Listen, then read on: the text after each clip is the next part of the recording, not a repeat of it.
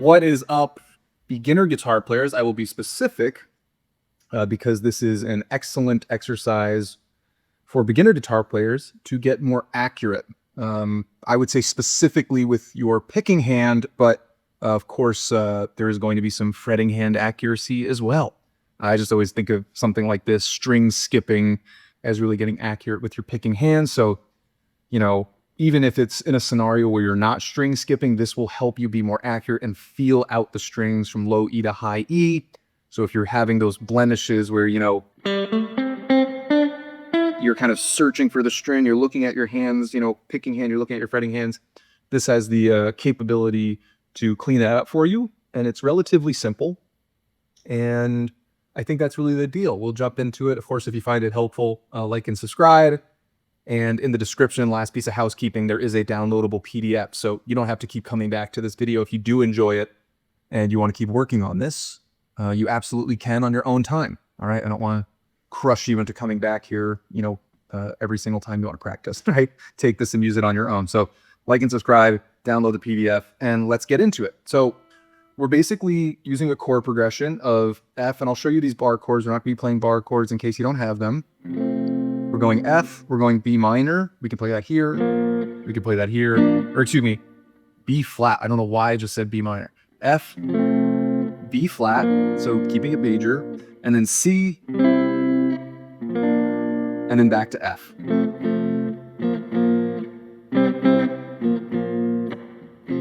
We're not going to be playing that tempo, just showing you the progression.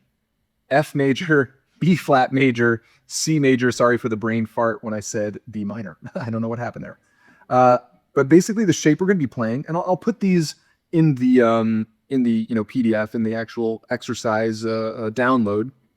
If you think about this C chord that you might already know, if you move that up, it'll be at a different key. So think C is this root note, C, move out to, a whole step, D, whole step, E, half step, F, all right?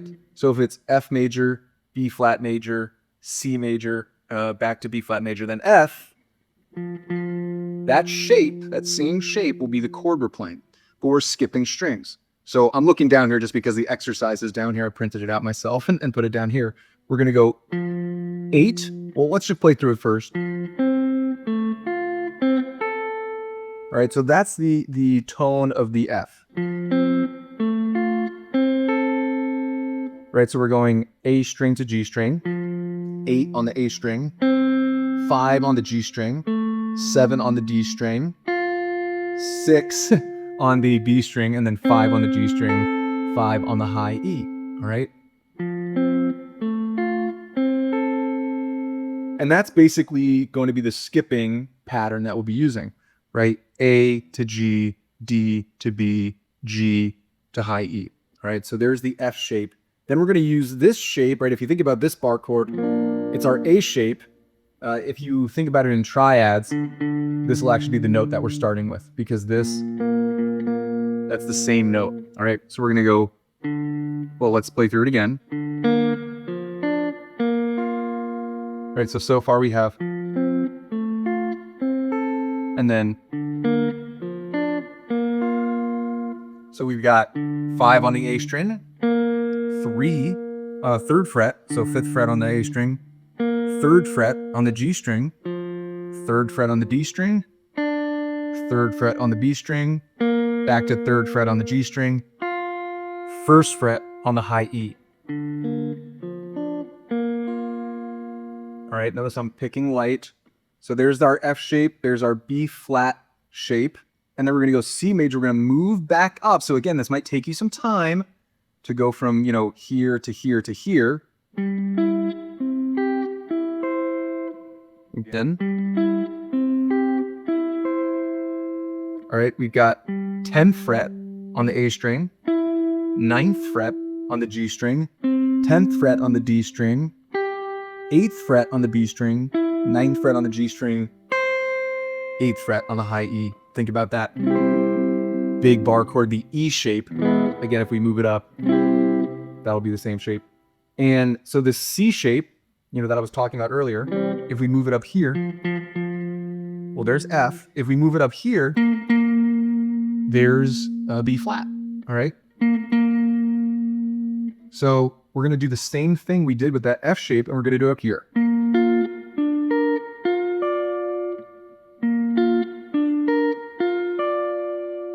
So we've got, let's just go over it together, even though the tabs are right here.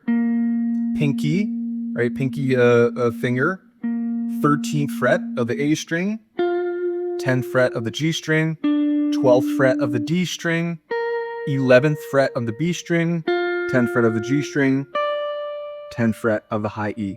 All right. And that's the whole deal. Once you get there, you restart. Right? So pinky, index, ring, middle, index, middle, ring, index, middle, ring, index, ring, middle, ring, index, middle, index. And then back to pinky, index, ring, middle, index, middle. And there it is.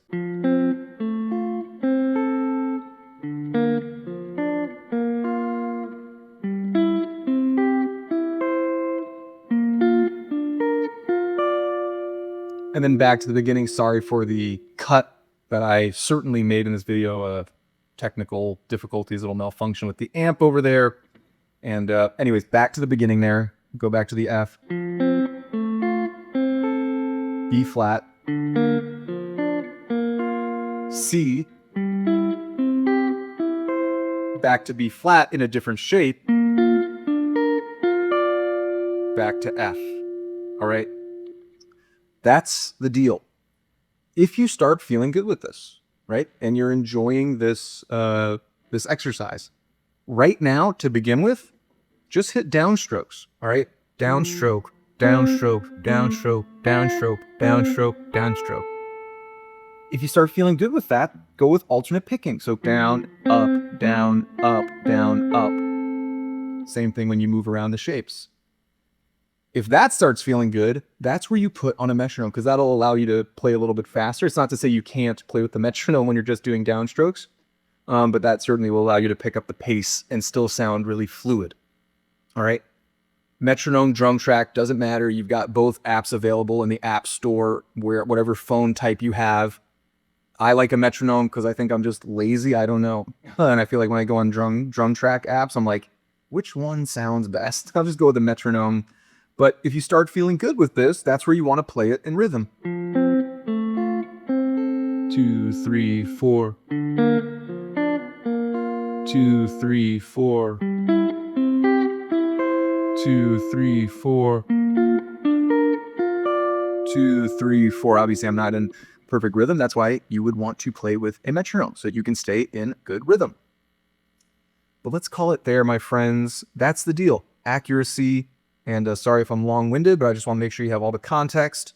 And yeah, enjoy it. Like and subscribe, because I'll have a lot of good stuff coming out in the subsequent weeks, months, years, hopefully, that you can use to your advantage as a guitar player. So anyways, I will hopefully see you all on the next one. For now, peace and happy guitar playing to you all.